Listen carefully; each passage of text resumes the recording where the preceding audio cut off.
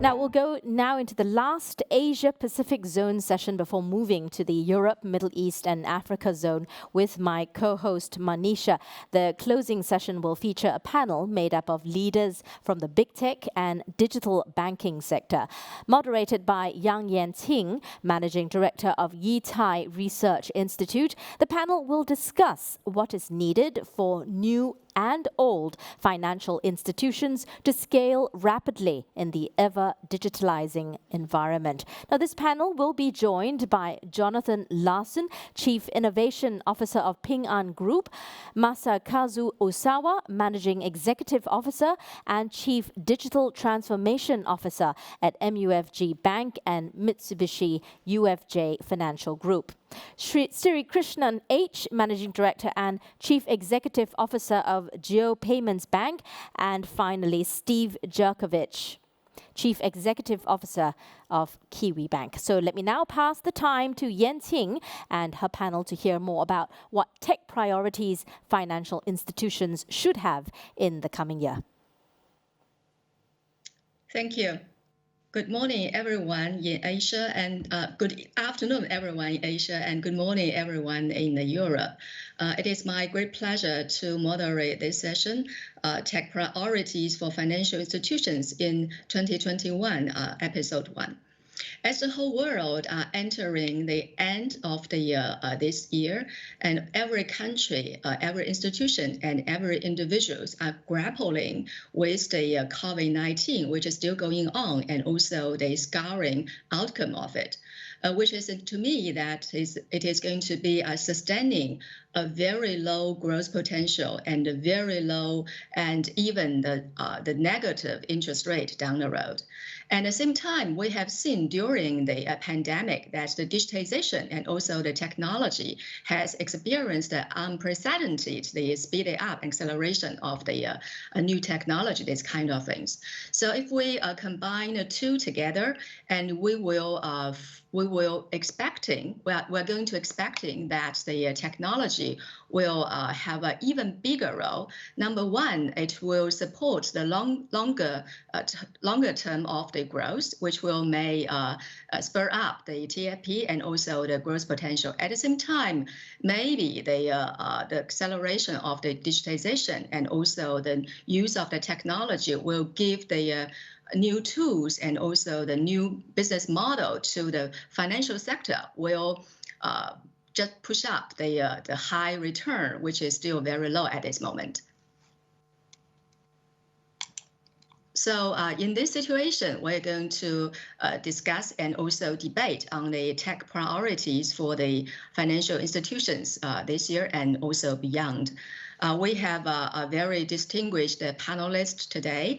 We have Jonathan Larson from Ping An, and also Masakazu Osawa from MUFG, and also Sri Krishnan from the Reliance Geo Bank. And at the same time, we still have Steve Jerkovich, CEO of the Kiwi Bank. So I think the first round of the discussion, I would like to invite all panelists to define, in your view, what are the tech priorities for your institution this year and also in next year? And also, would you please give us an example to elaborate a little bit why it is so important and why they are tech priorities? John, I hope that maybe you can kick off the definition of the tech priorities, because Ping An is a very unique insurance group in the last few decades. Then it's now morphed into a kind of innovator in the fintech, and now you are heading all the innovation issue in the group, and also you are in charge of a big sum of money to invest into the medical service and also the fintech, all sort of things. So please. Well, thank you very much, Yanqing, for the introduction. And look, I think Ping An is a somewhat different case. I think Ping An has indeed sort of evolved well beyond its original insurance businesses. The group was established back in 1988, so a 32-year-old company. Even in the first decade and a half, insurance was a very important part of Ping An, and today remains 70% of the company. But Ping An was always architected to represent the broadest possible range of financial services. So even before we had decided to pivot to being a technology-first company, the group was very much focused on building a banking platform, a leasing platform, an asset management group, and other financial businesses alongside its insurance business. And it's been pretty successful in doing that. I guess it was about 2008, 2009, roughly the time of the global financial crisis, when Peter Ma, the founder and current chairman of Ping An, was observing the growth of companies like Alibaba and Tencent in China, and he was seeing the transformative impact those companies were having on their respective economic sectors or industries. And he could see, probably in a much more tangible way, how technology was going to affect finance, number one, and two, how actually the digital revolution was going to transform the whole economy, especially the consumer economy, but certainly beyond the consumer economy. And he therefore decided to pivot the company to being a technology-first company, and that involved a few different stages, many of which are complete now.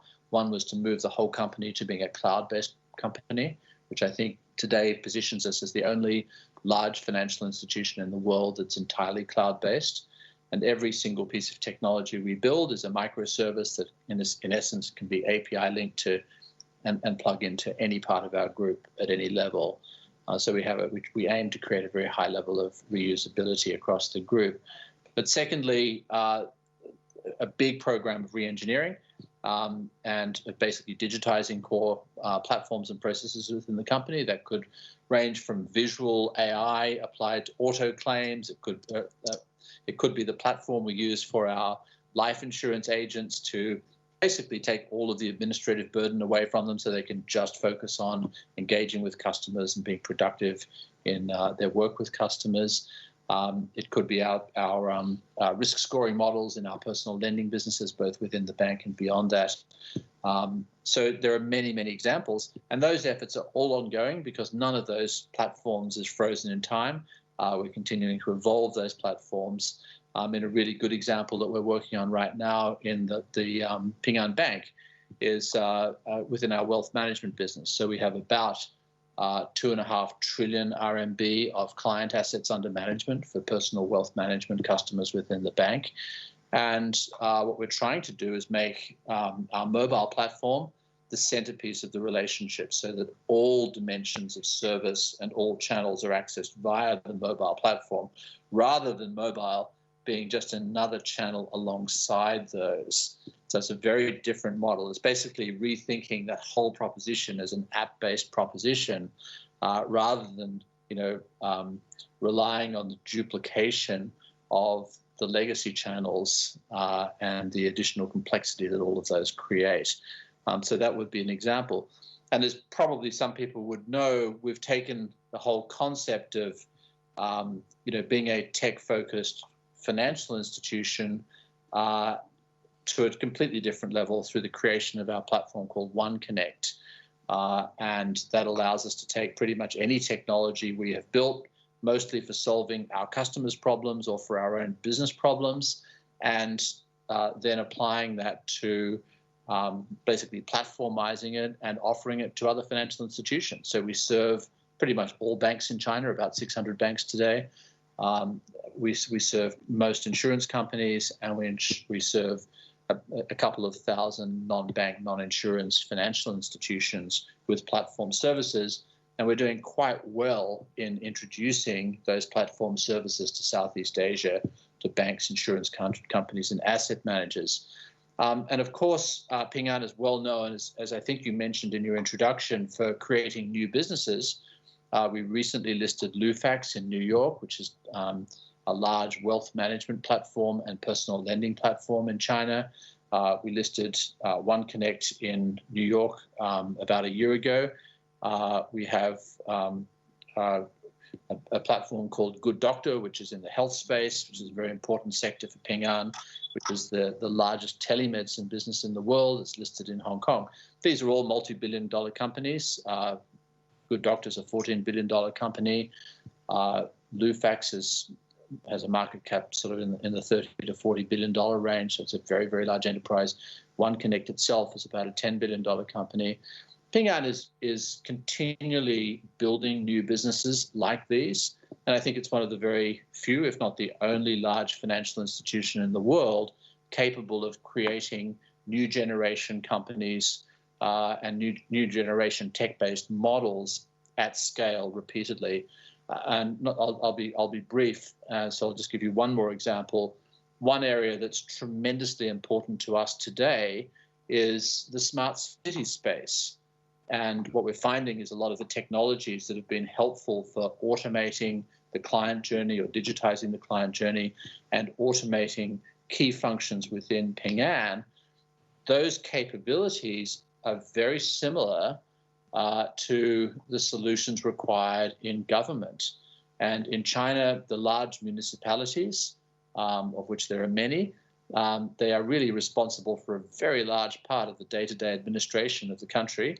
And all large municipalities are being charged to reinvent themselves as tech-based enterprises, almost like private sector companies.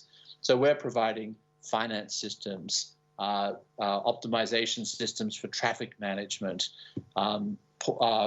mobile portals that allow citizens to access any government service. We have 21 verticals in smart cities, and that's an area of intense focus right now and continued development. The very last thing I'll say is that health remains an enormous priority for us, and there are many, many vectors for us where we're investing resources in health information systems, various therapeutic solutions, a lot of work on health analytics, particularly in support of the state health insurance platform. So there are some examples to give some context of what's going on at Ping An. Yeah, very impressive. Ping An is a financial institution, but at the same time, it's a platform. It seems to me that it combines everything together and also play a big role of the platform. But very, very quickly, only 30 seconds, what is the priorities for the innovation? Well, as I mentioned, the whole health space is one such priority. And I think that, one area... It's not area, but it's something. I'm sorry? It's okay. Yeah, I'll come back to you. So I will turn to Mr. Masakazu from Asawa from MUFG. Actually, the same question to you. What is your priorities in your company in terms of the tech and tech innovation, also digitization down the road? Please. Thank you, Yan. Thank you. This is Osawa. I'm the, Chief Digital Transformation Officer at MUFG. MUFG is one of the largest financial institutions in Japan, and we also have business operations in 19 countries in Asian region, with 50 plus branches and offices in the regions. And our tech priorities in 2020 and 2021 is one, open banking strategy, and second, I think the providing the data-driven banking solutions. And for the open banking strategy, I would say throughout 2020, actually back in February this year, we invested approximately 700 million in Grab Holdings for the purpose of getting into the strategic alliance with them. And despite the COVID-19 situations, I would say the alliance build-up was quite successful to date. And with those experience, I would say that the win-win relationship between the big tech like Grab and the traditional financial institutions like us can be built between the two parties. And we actually we really respect their customer interface or the various kinds of data, non-financial data that cannot be obtained by ourselves as a financial institutions. And that is really attractive. And maybe from their viewpoint, they look at our expertise in the financial product development or the loan management or the experience in the regulatory affairs or the brand, balance sheet, trust, or whatever. So I think we can combine the two competitive edge between the two parties and can materialize the new type of financial services to the customers in the regions. But more importantly, I would say that the alignment in the, I would say, philosophy in terms of the data protections or the data privacy or the security would be the key for the strategic alliance with the big tech digital platformers. And the second, the tech priority would be the providing the data-driven banking solutions. And I would say the full usage of alternative data, transactional daily data to materialize the new financial services would be really the key for us as a traditional financial institutions. And with those alternative data, we can really expand the new range of business going forward. And for instance, we can target the underbanked or the unbanked segments with all those alternative data. Otherwise, we can really not finance those underbanked segments. And more importantly, I think the consumer or the SME segment would be one of the core parts, but that would be not enough for the large financial institution like us. We really need to expand to almost all the banking operations, like a project finance or the aviation finance or the asset management or the corporate treasury, everything. We really need to have data revolutions for almost all the business operations that we have inside and outside Asia. So I think that would be the tech priorities for us. Yeah, very interesting examples, and in which data plays a big role there. We will come back to later, and also the later governance and also the collaboration between the traditional institutions and also big tech. We'll come back to you later. Now, I would like to turn to Mr. Sri Kiri Shanan, MD from Reliance Jio Bank, and we know that the Facebook just acquired 9% of the stake in your mother companies, and also it means that some kind of collaboration between you and Facebook, and also any kind of the common task for the Libra and also other digital currencies. So I would like to your views about the tech priorities in your institutions, please. Thank you, Dr. Yang, and good afternoon, everyone. Well, I think most of you are aware about the journey and the kind of disruption that Jio created over the last 3 to 4 years in India by not only acquiring market share as the largest telco in the country, but also converging with several other businesses that the promoter Reliance Industries were into, such as retail. So this is truly a game where this is a convergence of both the telco as well as the retail businesses of the group. Now, prior to the pandemic and based on the overall plans that we had, obviously we were adopting a lot of phygital models because India being a country and kind of expanse that it has multiple geographies and very, very clear characteristics for each of the regional kind of behavior. We needed to kind of cater to all kinds of the segments So there was a physical element to what we were doing in business, both on the retail as well as on the digital side, as well as the fact that the proliferation due to the access that was provided via the mobile instrument, by placing a mobile instrument into perhaps almost three-fourths of India's population, and which is by any standard very large, was a great achievement in which Geo played at least 50% of that kind of share. So given that background, the access and the infrastructure that was provided, it was obvious that we were chasing a dream. And this dream was the Fintech Dream, which is to kind of digitize financial services opportunities and go all the way to the last mile and provide the access for their banking and payments and the rest of the other financial services requirements digitally. Having said that, we were adopting a phygital model because of the fact that cash is fully not digitized in the country, and obviously all of the payments, whatever that has been tried so far, it has only digitized about 20% of the retail payments, giving us an opportunity to chase the balance 80%. Now, then the pandemic has actually taken us back to the drawing board.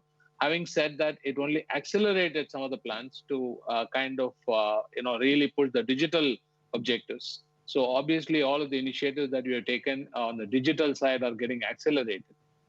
And the adoption and everything related to increasing the coverage related not only the payments and banking, but also the rest of what you just alluded to, the SMEs, as the Japanese colleague just talked about, is a very, very big element, because over 50 to 60% of the overall commercial business in this country is actually run by the SMEs. So given that kind of a background, obviously that has been the push. Now, based on the learnings, based on what we have done, during the last about 6 to 7 months of lockdown and then a partial unlocking, and then over a period of time, things are far, far better than what it was during, let's say, the March of 2020.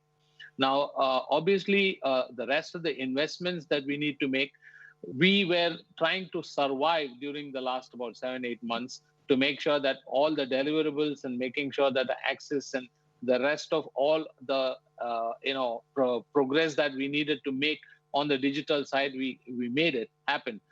Given this experience, I think we are certainly reorienting our plans to ensure that this is part of life. This is the new normal as we go forward into the new year, which is 2021. What it means to us is that, one, we need to look beyond fintech. We cannot just look at the digitizing financial services. So health tech is obviously a huge integration opportunity. EduTech, which is the education online, is a big uptake here in the country, and that is an opportunity here. And of course, not to leave out the e-commerce initiatives. So far, whatever retail initiatives have been taken by the group have all been kind of converted into majority of the digitized kind of deliveries. So what it means is that we need to integrate with multiple other verticals who are also digitizing in the process. So as a result, it is actually integration with each of these verticals, such as education, healthcare, and the retail businesses, not just leveraging the ecosystem of Reliance Industries and Geo, but it's also to kind of look at what is the need in the country. So as a result, all our focus is obviously shifting to making investments in that area. And the last one, which is very essential, is also the government business, because the G2C, which is government to consumer business, is also a huge opportunity in this country, whereby a lot of these initiatives that are put through by the government, and how do you kind of make it so seamless when it comes to integrating with such activities. So what we are really looking through is to completely change the complexion by being event-driven, and rather than being activity or a payment or a banking kind of transactionally driven kind of platforms. And the payments part becomes invisible, and that is the buzzword nowadays, which is to do with invisible payments. And obviously, the underbanked and the unbanked, they are in their own way having a huge leapfrog to where they were, because they were not even under the very clear, system of formal banking. And suddenly they are, getting into the most advanced digitized banking opportunities that are being provided through the mobile and through this digital access. So these are, the kind of initiatives. Obviously, when it comes to the technology, we have been hearing a lot about, the advancements of blockchain and then the AI-driven, behavioral kind of use cases and so on. We are definitely very conscious about the fact that each of these new technologies offer opportunities, but on the other side, we need to make sure that these are indeed supported by very strong use cases. So unless there are some use cases, just bringing in technology is not enough. So we are definitely superimposing most of these use cases that we have in each of the verticals to kind of be aided and facilitated by the new advancements in this technology. If that kind of gives you, Dr. Yang and other panelists, a picture of what we are trying to do and what is the outlook for the next year. Yeah, thank you. We will come back to more use cases in the discussion phase. So I would like to turn to Steve Jurkovic, CEO of the Kiwi Bank from Switzerland. From the New Zealand. And we also know that you have just abolished the use of the check earlier this year. It is a very brave move. So what is your priorities in your institution in 2021? Well, thanks for having me along. I certainly know why I've been invited. It must be for the contrast in market sizes. So for those that aren't familiar, New Zealand's endowed with about 5 million people, which is, materially less than most people on the panel will have in their personal banking unit. So Kiwi Bank is a bank that's owned by the Crown. So the government owned it. It was created as a joint venture between the Post Office and the government at the time that wanted to start up a competition really to a market that's very small but dominated by the subsidiary businesses of the 4 Australian banks. And so that about 20 years ago, that bank was created to be a challenger brand. And today, still about 95% of the profits in the New Zealand banking market are made by those 4 Australian subsidiaries. 1 in 5 New Zealanders is a Kiwi Bank customer, so I think we've made reasonable progress. But I guess when I talk about my priorities, I'd rather start with what's not going to change in my view, which is sort of 20 years on. I think the key things I've learned is that customers want you to know them, to understand them, and to offer them things that are timely and relevant. And it was really interesting to hear the other panelists talk about, how that's coming to life in their own markets. And having travelled to each of those markets, they're amazingly and vibrant markets. So there's a lot we can learn. So our priorities are pretty clear, and actually it was really interesting to hear Jonathan talk about it, because actually I'm now invigorated to know what the future looks like, which is we want to be 100% on a cloud infrastructure. We want to leap to a cloud native core bank, because despite the fact that we're 20 years old, we've managed to get a lot of technical debt and legacy in that quite short time frame. And I think it just shows how quickly technical debt and that sort of stuff can build. Microservices for integration, probably the same as everyone that's involved here. And then for us, as was touched on as well, event streaming, so much more contextual. One of the advantages that Kiwi Bank does have, though, is I think our timing's pretty good for the cloud native core. So I think about it as emerging markets in, say, Asia or somewhere, where if I was going to start a telco, I would go straight to 5G rather than put copper in the ground and then move to 3G and then 4G and 5G. So we had quite a high profile failure at transformation about 4 years ago. And so there's a nervousness in the organisation. So the other priority I'd say is not wasting the COVID situation, which allowed us to make better and faster decisions with a lot less mucking around than we used to do in the past. And so what I don't want to lose is that sense of urgency and a sense of moving to the cloud with its resilience, its ability to partner and work with other parties. So that's kind of my priorities, Dr. Yang. Yeah. Very, very quickly, Steve, I would like to touch on a little bit on your endeavor earlier this year that you just abolished the use of check. Sure.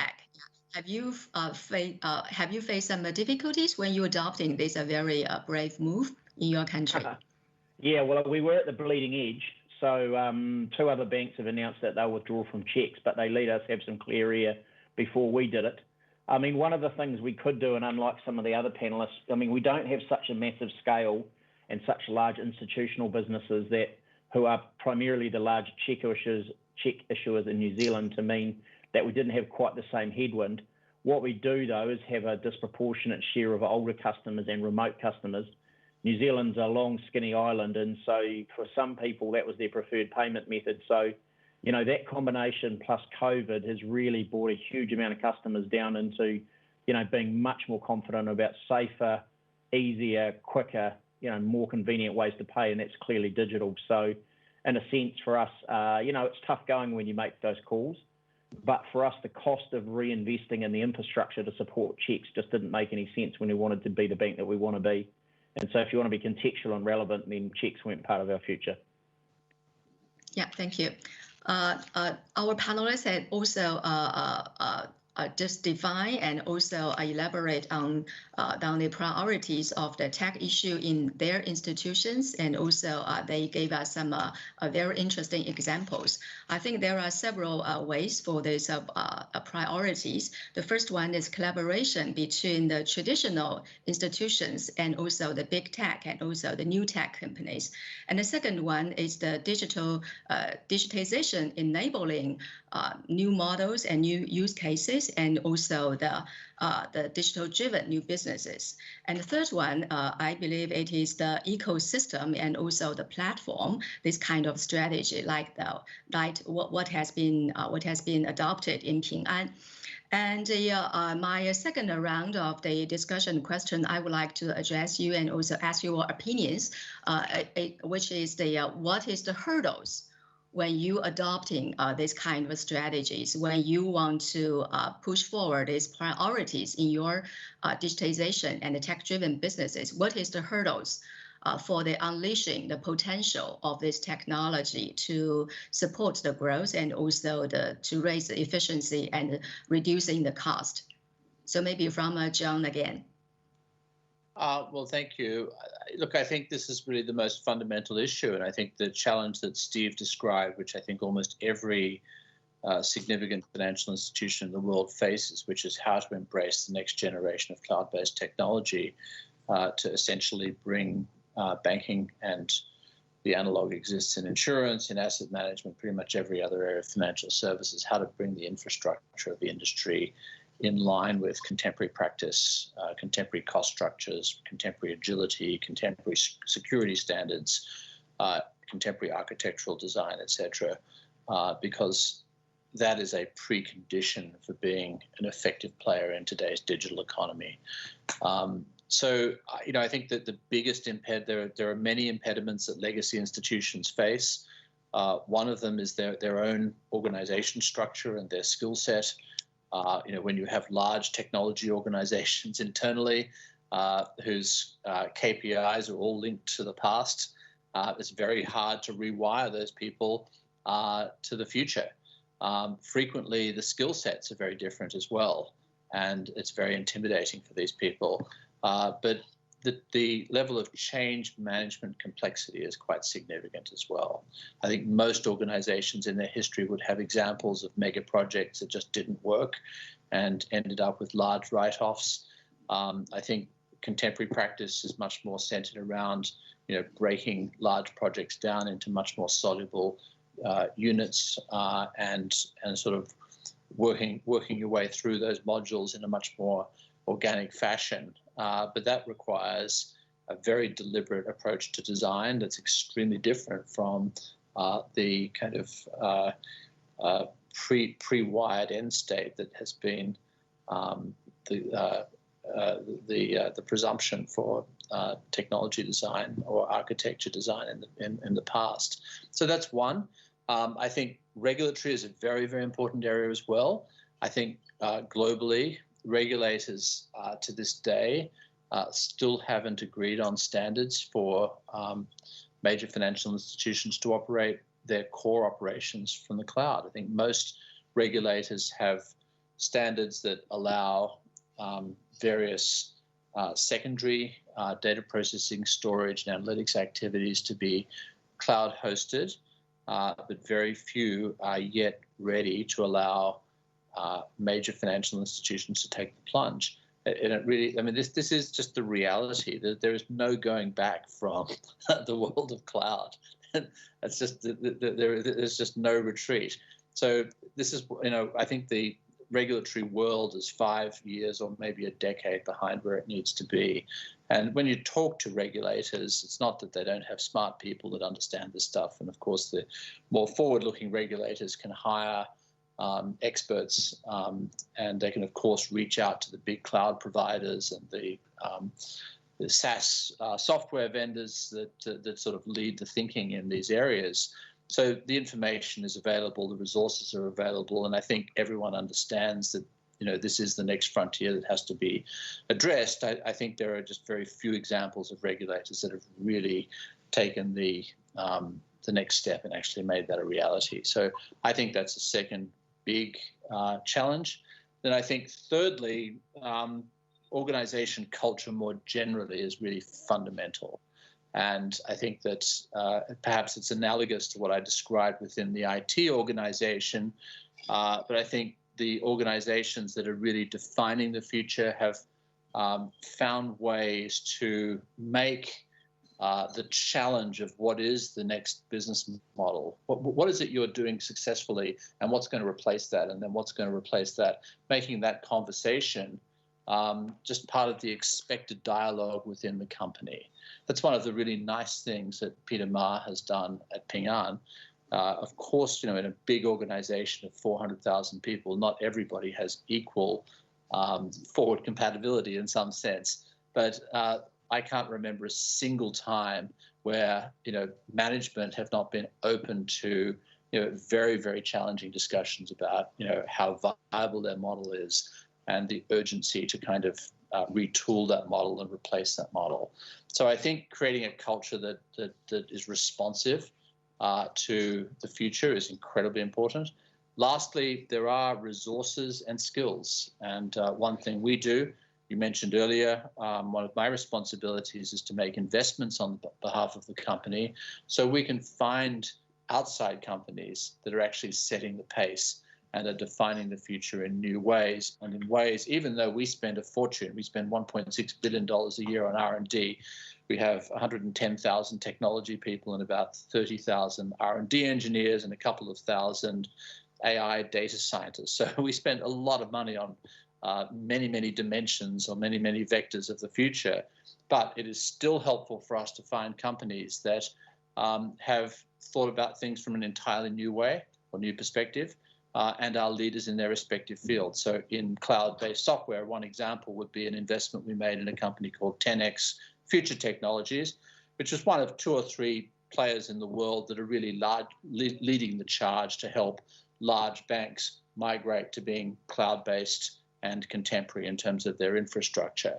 Or another company would be a company called H2O.ai based in San Francisco, where we invested in conjunction with Goldman Sachs and a whole bunch of other financial institutions. And what they do is they take essentially the first generation of machine learning and AI, and they've turned it into a platform service that allows either data scientists to do their job a lot faster, or it allows trained business analysts to become AI competent and to source open source models from places like GitHub. They've got a very sophisticated and user-friendly model editor that allows models to be tuned against data sets, and then some workflow tools that allow those models to be put into production and used in real time, in real use cases very quickly. We think that type of thing is really part of the future, and that type of platform is unlikely to come from any individual institution. So I think we see quite a number of organizations having corporate venture funds that do similar things, but I think we're finding that's a really important ingredient. Yeah, structure, culture, resources, skill, but very importantly, the regulatory framework for data and also the financial institution, very, very important. So Masakazu, your view on the impediment and challenges, please.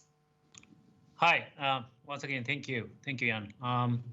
Yes, I would say, right, culture or the mindset type of issues should be overcome for the purpose of collaborating with those big tech platformers in the market.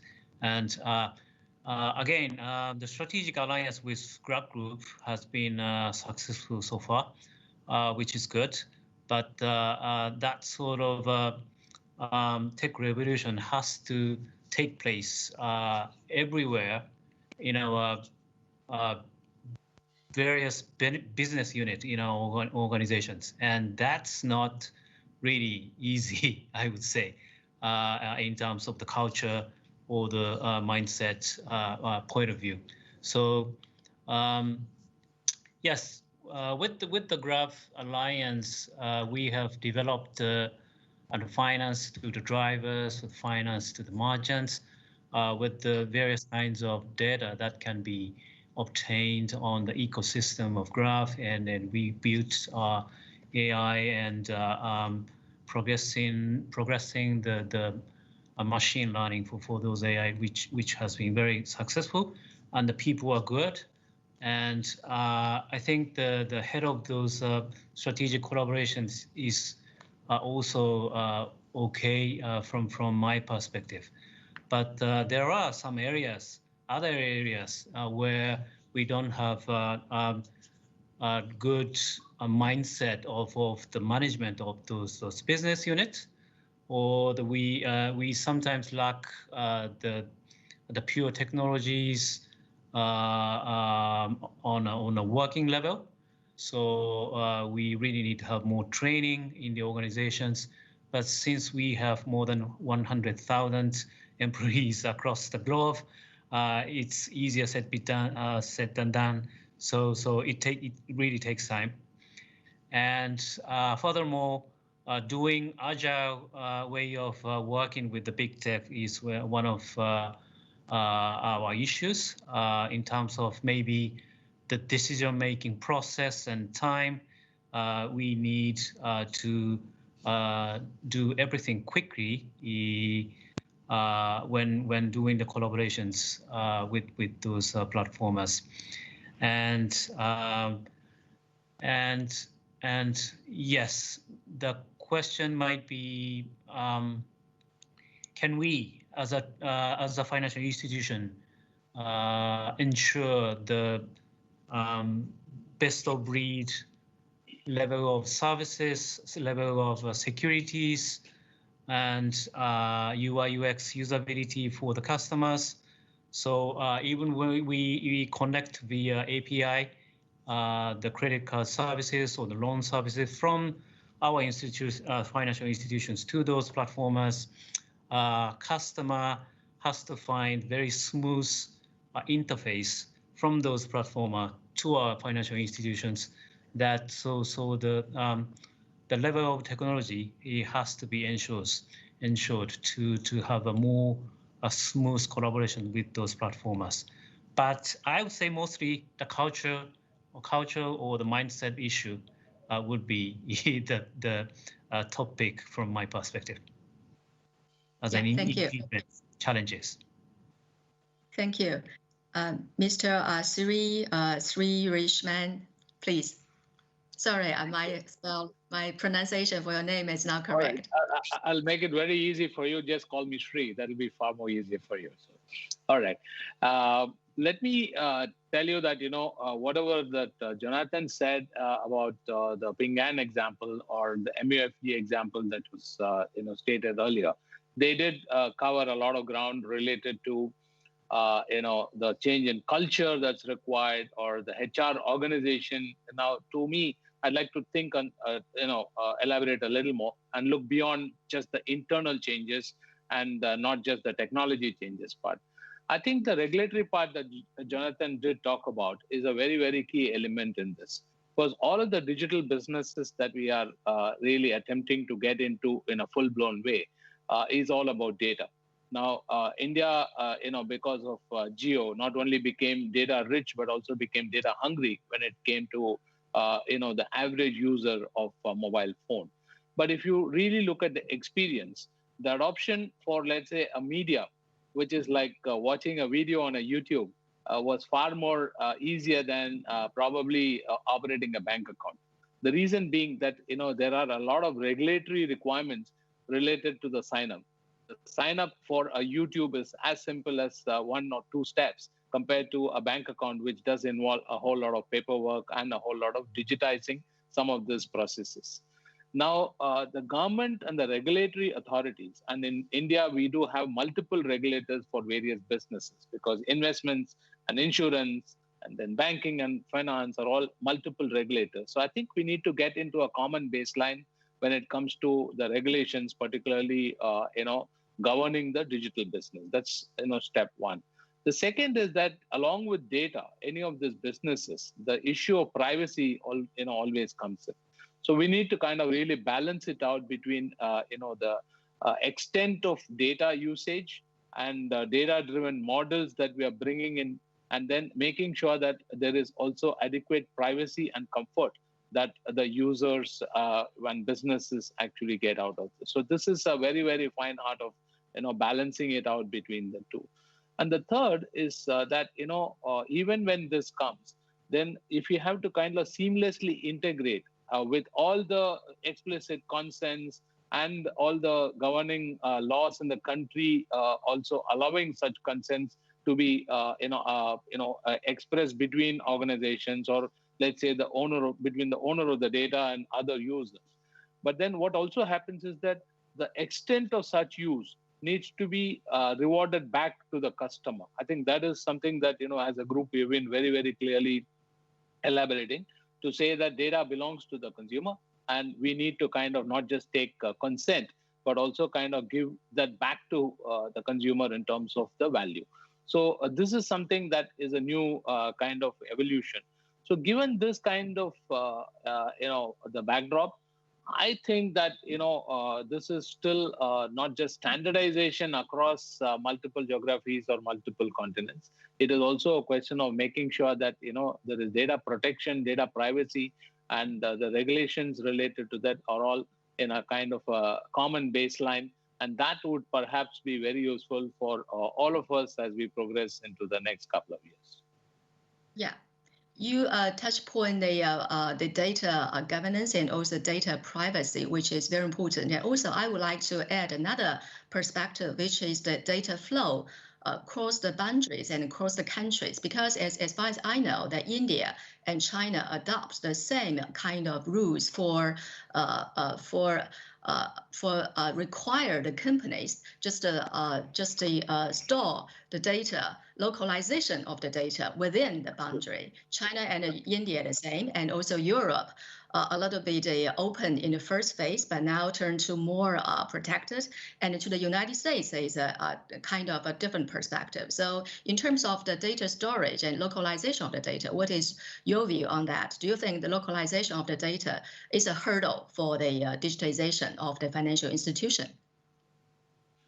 I think it is not a hurdle. Data localization is very, very important for making sure that, the security related to that and any other cross-border risks that we do have are all completely protected. So from that perspective, we do support data localization, and I think it is, very essential. Having said that, there are lots of technology, companies who are partnering with us.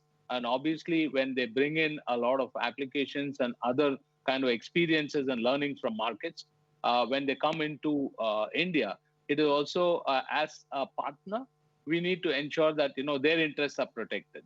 So it is going back to the same point that you had asked earlier about some investors that we do have. Now it is not a question of just exchanging data. That's not the reason for the collaboration. It's, I think, the exchange of know-how, exchange of knowledge, and transfer of knowledge. I think that is a key element to success, and that's where I think Dr. Yang, the focus is for us. Yeah, thank you. So Steve, I think that maybe data flow is not a big issue in New Zealand, but in your view, what is the hurdles and what is the challenges in terms of the tech priorities? Very quickly. Well, I think Jonathan and Sri touched on a little bit from my perspective, which is, I guess I'm a little bit more optimistic in the sense that when I look around for global initiatives that sort of deal with this issue, I think you only have to look at the two card schemes of MasterCard and Visa to recognise across borders that credentials can be exchanged. that they can be governed by rules, and that once the rails as such are established, then people can do and innovate at both ends. So I know it's a slightly simplistic example, but it does show that, you know, if I'm carrying my MUFG card in Hawaii, I can use it there, or in Japan, or in New Zealand. So those sorts of enabling technologies do bring a lot of value, but you have to decide who's going to be the credential person in the middle, and that's not a trivial question by any sense of the imagination. But I am upbeat that it can happen. I think Jonathan's very fair about the regulation point, though. The type of people and the roles and responsibilities the regulators have doesn't really incent risk-taking. And I think if you think about all of us, the point we make about culture, quite often the leadership team has been promoted for acting in a certain way. So I think, you know, I sort of also take encouragement from Ping An around, you know, the kind of restlessness around changing and chasing the opportunities, because, you know, the 10Xs and the Thought Machines and the Mambos of the world, I'm pretty convinced they're going to make a big difference. So, you know, I think it's great to see big companies backing those sorts of companies, because often banks are looking at that going, I'm not 100% sure about the stability of this, but it looks like a great offering. I'm also I just want to encourage, if it's my last words, that I couldn't agree more about the cloud situation versus the regulation. I mean, the genie is out of the bottle. It's up to all of us to try and push forward and try and help people be convinced that it's far safer, far more resilient, you know, far more open to innovation and driving cost-effective services to customers. So, you know, it's been encouraging to be on the call, and thanks for letting me be part of the panel. Thank you, Steve. We don't have enough time to dig deeper on the data cloud and data privacy and data flow. I hope that next chance we will have more time to discuss, but we need to wrap up in the next 2 minutes. I would like to ask you to define and say, just single out what would be the game changer for the financial institutions and also for the digital economy down the road. Should be artificial intelligence? Could it be digital currency and CBDC, and maybe new types of the currency like Libra? So I would encourage you to give a very wild imagination on that front. What would be the game changer in your view? John, again, sorry, you're first again. Well, I think it very much depends on where the organization is up to in the market that you're in. So it's probably not the same answer for different institutions. I think, you know, we tend to take the view that, you know, a large part of our future value created is going to be our ability to access and to create value out of data, and that's going to be far more important than the traditional assets and capabilities that have made a company like Ping An successful, certainly including our capital. So that's kind of a general theme for us, and we've got many businesses, whether it's in credit risk scoring, fraud risk scoring, actuarial analysis of the public health liability, many other kind of analytics tools that we're building into the smart cities solutions that I described, of course, in addition to what we use for our financial and health businesses today. So that's one. And I think I'd come back to what I tried to briefly describe with respect to the wealth business. Sorry, I don't think we have enough time. So maybe just name it. Yeah, I think this idea of, you know, making your value proposition app-centric, and then making all of your other channels subsidiary, and all of your intelligence services and AI interaction and even people interaction subsidiary to that app experience. I think that's a new frontier for much of our industry as well. Thank you. Masakazu? Thank you. Yes. Very quick, please. Right. Leveraging the digital technologies to widen the scope of service and then the target segment. That's all. And we can leverage either AI, blockchain, and other sort of digital technology. It depends, but we can really change the financial services with the technologies. Thank you. Sri Shinan, please. All right, great. Just a quick one on this. You know, it's a function of the business model of each of our own businesses, and also the function of how the market is ready for it. I think it's a combination of these two. We need to kind of, you know, make these two meet. Now, all of this, which is whether it's ML driven or whether it is AI driven, these are all tools. and this actually will facilitate the outcome. So whether the outcome is going to be digital currency, when, where, how is not something that we would like to even talk about right now. But there is a journey that we have embarked on, and I think the outcomes will be very positive as we go forward in digitizing everyday's behavior of an average Indian. Thank you. Steve, final word. Amplify our reach to capabilities that we don't get through our scale in the market. So plug into the large global players that can bring you the capability you need to deliver the customer benefit that they're after. Thank you. Thank you very much. I think that concludes our panel today, and we have a very great discussion. Thank you. Thank you very much. I'm looking forward to discuss with you later on. Thank you. Thank you for moderating. Bye-bye. Thank you. See you.